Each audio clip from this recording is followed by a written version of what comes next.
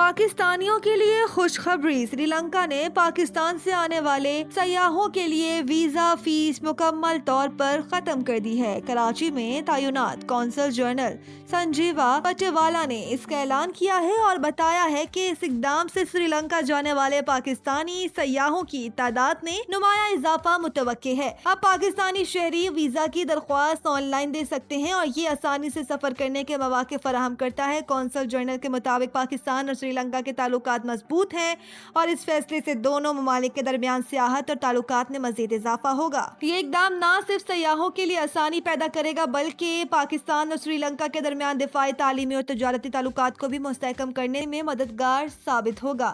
حکومت پاکستان کی طرف سے سری لنکن طلباء کو دی گئی اسکالرشپ بھی اس مثبت تعلق کا ثبوت ہے۔